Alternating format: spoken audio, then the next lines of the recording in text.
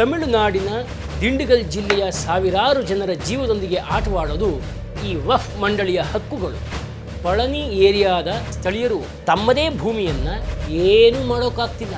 ಇಲ್ಲಿನ ಜನ ಹೋಗಿ ಸಂಬಂಧಪಟ್ಟ ಇಲಾಖೆಗೆ ಕಂಪ್ಲೇಂಟ್ ಕೊಟ್ಟರು ಆ ಡಿಪಾರ್ಟ್ಮೆಂಟು ಇದು ವಕ್ಫ್ ಬೋರ್ಡ್ ಆಸ್ತಿ ಅಂತ ಹೇಳಿ ತಣ್ಣಗೆ ಕೈ ತೊಳ್ಕೊಂಡು ಕೂತಿದೆ.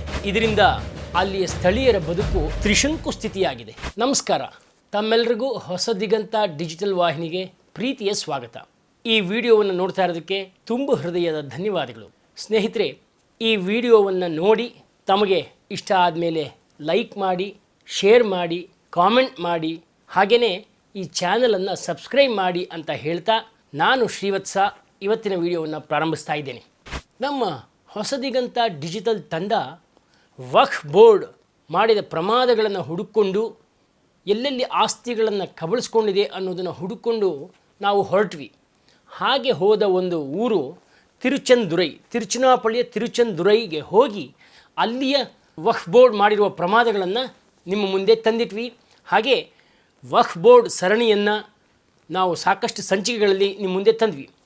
ಇವತ್ತು ಮತ್ತೊಂದು ವಕ್ಫ್ ಬೋರ್ಡ್ ಪ್ರಮಾದವನ್ನು ನಿಮ್ಮ ಮುಂದೆ ಇಟ್ಟಿದ್ದೀವಿ, ನೋಡ್ತಾ ಇರಿ. ವಕ್ಫ್ ಬೋರ್ಡ್ ಕಂಡ ಆಸ್ತಿಯನ್ನೆಲ್ಲ ತನ್ನದೇ ಅಂತ ಹಕ್ಕು ಸಾಧಿಸೋದು ಹೊಸದೇನೂ ಅಲ್ಲ. ಈಗ ಅಂಥದ್ದೇ ಒಂದು ದುಸ್ಸಾಹಸ ಮಾಡಿದೆ ಈ ವಕ್ಫ್ ಬೋರ್ಡ್. ತಮಿಳುನಾಡಿನ ದಿಂಡಿಗಲ್ ಜಿಲ್ಲೆಯ ಸಾವಿರಾರು ಜನರ ಜೀವದೊಂದಿಗೆ ಆಟವಾಡೋದು ಈ ವಕ್ಫ್ ಮಂಡಳಿಯ ಹಕ್ಕುಗಳು. ತಮಿಳುನಾಡಿನ ಈರೋಡು ಮತ್ತು ಚೆನ್ನೈನ ಕೆಲವು ಪ್ರದೇಶಗಳಲ್ಲದೆ ದೇವಾಲಯದ ಜಮೀನುಗಳ ಮೇಲೆ ತನ್ನ ಹಕ್ಕನ್ನು ಸಾಧಿಸೋಕೆ ಹೊರಟಿದೆ ಈ ವಕ್ಫ್ ಬೋರ್ಡ್. ಬಾಲಸಮುದ್ರಂ ಪುರಸಭೆಯ ಹಲವಾರು ನಿವಾಸಿಗಳು ಈಗ ಹತಾಶ ಸ್ಥಿತಿಯಲ್ಲಿದ್ದಾರೆ.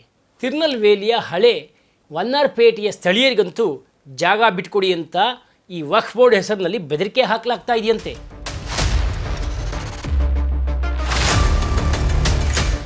ತಮಿಳುನಾಡಿನ ವಕ್ಫ್ ಬೋರ್ಡ್ ಇತ್ತೀಚಿನ ಭೂ ಕಬಳಿಕೆ ಪ್ರಕರಣಗಳು ಇಡೀ ದೇಶದಲ್ಲೇ ದೊಡ್ಡ ವಿವಾದವನ್ನೇ ಸೃಷ್ಟಿಸ್ತಾ ಇದೆ.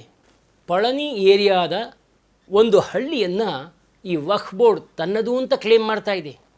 ಇಲ್ಲಿನ ಸ್ಥಳೀಯರು ತಮ್ಮದೇ ಭೂಮಿಯನ್ನು ಮಾರೋ ಹಾಗೂ ಇಲ್ಲ, ಕೊಂಡುಕೊಳ್ಳೋ ಹಾಗೂ ಇಲ್ಲ, ಬಾಡಿಗೆಗೆ ತಗೊಳ್ಳೋ ಹಾಗೂ ಇಲ್ಲ, ಏನೂ ಮಾಡೋಕ್ಕಾಗ್ತಿಲ್ಲ. ಎಂಥ ಸ್ಥಿತಿ ನೋಡಿ. ಇದರಿಂದ ಅಲ್ಲಿಯ ಸ್ಥಳೀಯರ ಬದುಕು ಅತಂತ್ರವಾಗಿದೆ, ತ್ರಿಶಂಕು ಸ್ಥಿತಿಯಾಗಿದೆ.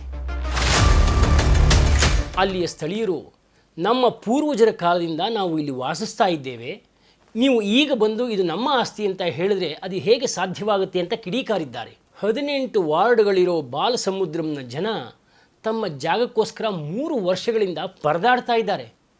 ಇನ್ನು ಇಲ್ಲಿನ ಜನ ಹೋಗಿ ಸಂಬಂಧಪಟ್ಟ ಇಲಾಖೆಗೆ ಕಂಪ್ಲೇಂಟ್ ಕೊಟ್ಟರು ಆ ಡಿಪಾರ್ಟ್ಮೆಂಟು ಇದು ವಕ್ಫ್ ಬೋರ್ಡ್ ಆಸ್ತಿ ಅಂತ ಹೇಳಿ ತಣ್ಣಗೆ ಕೈ ತೊಳ್ಕೊಂಡು ಕೂತಿದೆ. ಈ ವಕ್ಫ್ ಬೋರ್ಡ್ನ ಕಥೆಗಳನ್ನು ಹೇಳ್ತಾ ಹೋದರೆ ಇನ್ನೂ ದೊಡ್ಡದಾಗೆ ಇದರ ಉದಾಹರಣೆಗಳು ಸಿಗ್ತಾ ಹೋಗ್ತಿದೆ. ಇದಕ್ಕೆ ಯಾವಾಗ ಒಂದು ಅಂತ್ಯ ಅಂತ ಕಾಣುತ್ತೆ ಅನ್ನೋದು ಗೊತ್ತಾಗ್ತಿಲ್ಲ.